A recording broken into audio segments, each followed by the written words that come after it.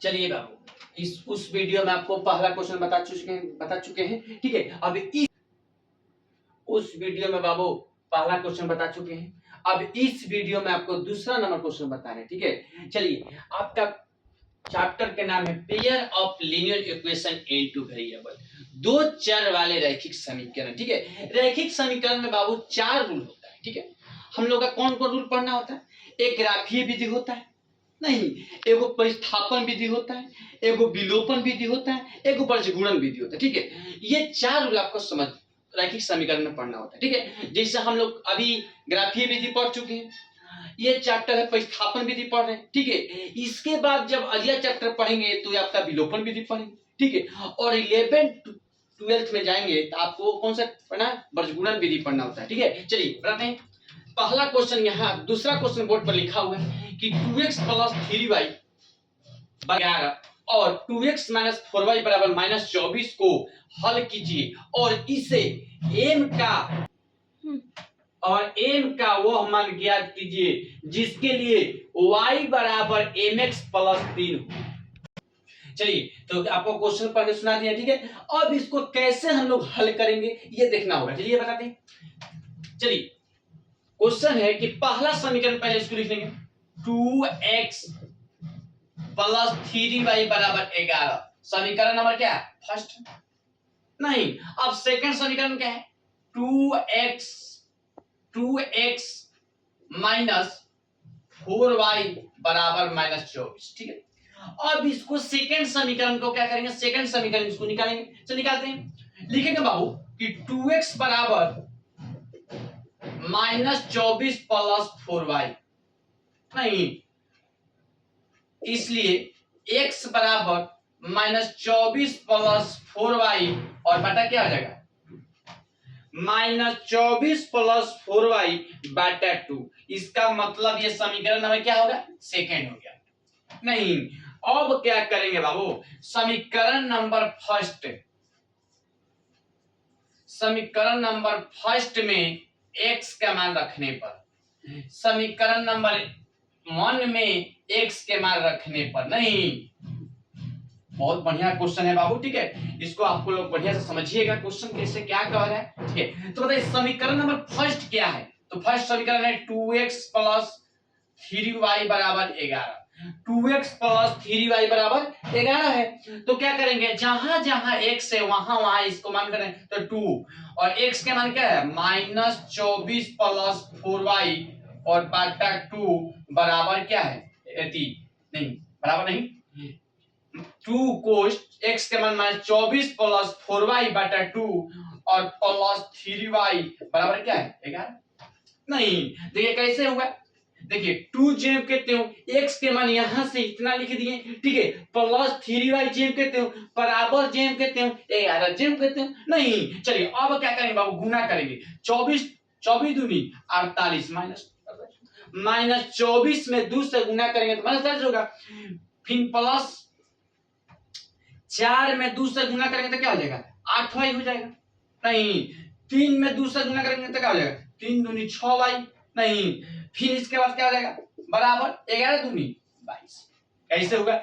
24 दूनी 48 -24 में 2 से गुना -48 हो गया, प्लस जेम कहते हो 4 में 2 से गुना 4 दूनी 8 हो गया, 3 में 2 से गुना 3 दूनी 6y हो गया, बराबर जेम कहते हैं 11 में 2 से गुना करते 11 दूनी 22 हो गया। नहीं, अब क्या करेंगे बाबू? देखिए -48 जेम कहते हैं लिखेंगे, प्लस जेम कहते हैं लिखेंगे, 8 हुआ 6 हो क्या होता है? 14y बराबर क्या हो जाएगा? 22।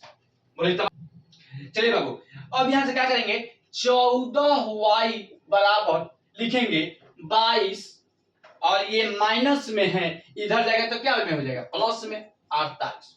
नहीं, 22 ये -48 से इधर जाएगा प्लस 47।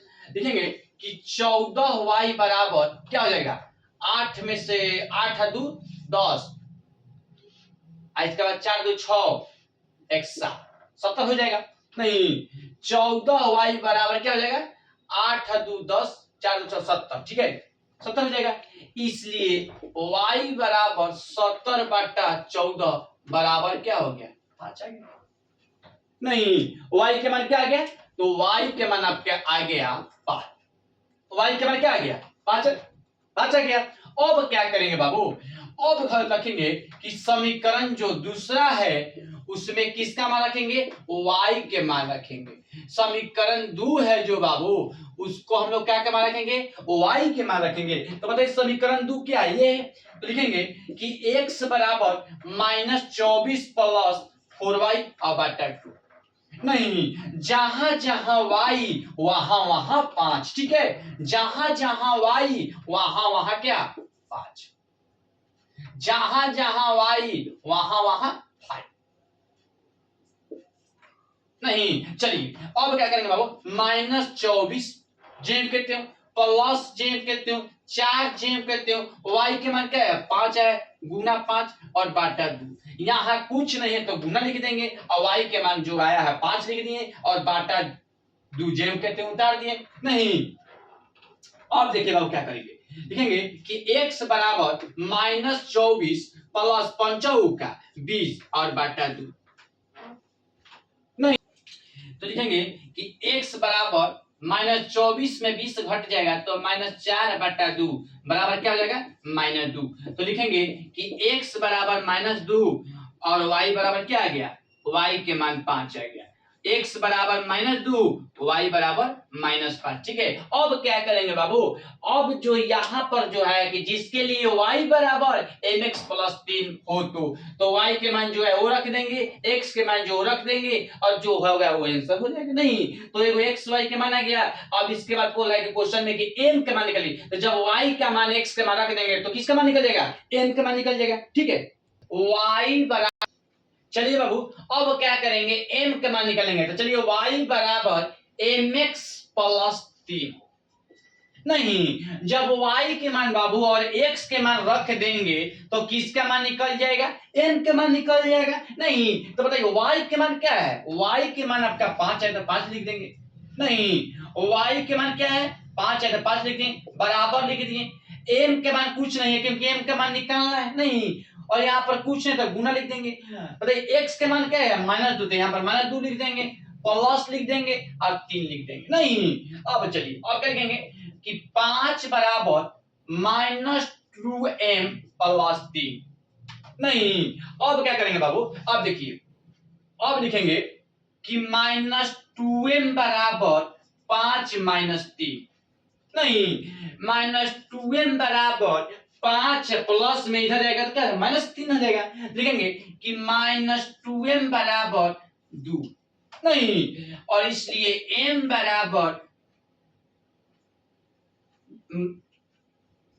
2 बटा -2, 2 बटा -2। नहीं तो कट के क्या आ गया -1, क्या कट के क्या आ गया। तो लिखेंगे कि m बराबर क्या -1, m बराबर क्या आ गया -1। यही बुक में बाबू आंसर आया होगा, x के मान -2, y के मान 5 और m के मान सॉरी क्वेश्चन यही कह रहा है बाबू कि m के मान क्या होगा, तो m के मान क्या आ गया -1 आ गया, ठीक है। यही बुक में बाबू आंसर आया होगा, ठीक है।